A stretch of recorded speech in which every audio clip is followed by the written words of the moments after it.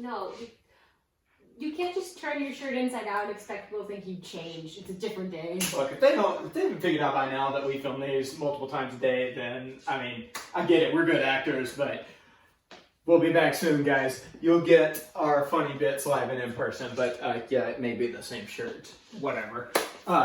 Welcome to Tuesday. As I told you guys yesterday, we are in our last week of the at-home programming before we get back to our beloved CFTO. So we're going to keep you guys moving, keep you guys sweaty. Today's not going to be technical. It's just going to burn. We're going to get you guys right into it, get you sweaty, and move on with our Tuesdays. So your buy-in today is 4 rounds, 2 minutes of work, 2 minutes of rest.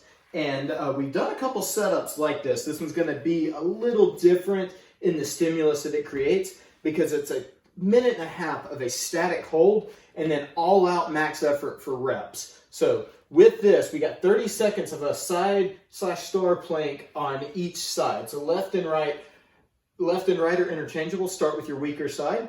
And that side plank ideally is bracing and lifting the other 2 appendages, but that can easily be scaled down to the traditional side plank as well. Then our max push-up hold at the bottom. That's the challenging one where we're hovering off the ground. We can scale it and lift up a little higher as needed to make sure that you can hold that position, but it's a lot of pressure on your shoulders and chest.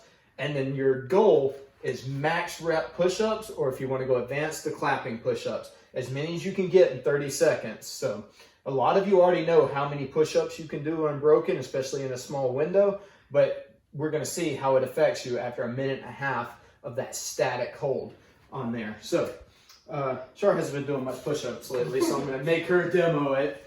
But we're going to start with that side star plank. So the side plank, we'll start with the basic one. So I'm going to have her go to her forearm. She's going to extend her hips up, digging this back toe or back edge of the foot into the mat, and then keeping shoulder stacked overhead and keeping head neutral, not listening to the shoulder. So this is your typical side plank. She can lift one hand up as needed, again, making a straight line, and then she goes into a star plank. She just lifts that leg up, fights a little bit of balance, gets some hip engagement, and then after 30 seconds, she could simply roll over or flip over right into the other side, again, starting with the side plank and then going up into the star plank position. The more you dig that bottom foot in and really squeeze to the butt and hip, the more stable you will be in that plank position. After that, so that's getting shoulder and shoulder, start with your weaker side on that, and then we go into this push-up hold at the bottom. So I'm going to have her start harder and get easier as we go. So the hold is she hovers off the ground. I can get my hand underneath her shoulder, but if she wanted a little easier, she could come about halfway up or even 3/4 of the way up. Just something with bent elbows where there's still pressure on those shoulders. A lot of you don't know this, but when Char's head hangs like that, that means she hates it. So we'll let her rest there for a hot second, but that's kind of the point here. With these 3 holds, they are going to get spicy. If you find that you can't support yourself in that bent position, you can also take this to a knee push-up hold as well. Showing that real quick, just hovering off the ground, but on the knees like that. This will be an appropriate scaling as well, just as long as we keep pressure through the chest and shoulders like that.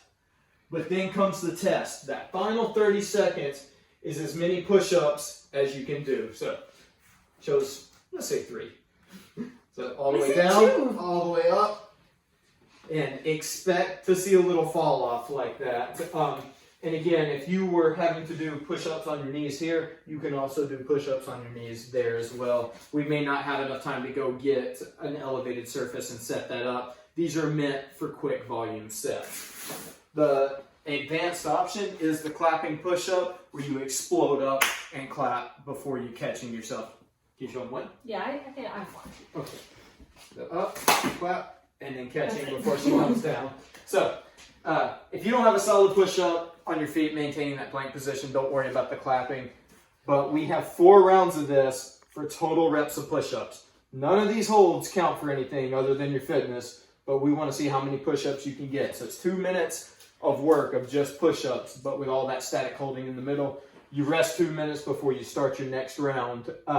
Again, not a very complicated approach, But very gnarly, going to get a great chest and shoulder workout through this. And then we got a fun workout for you guys coming up next. See you soon.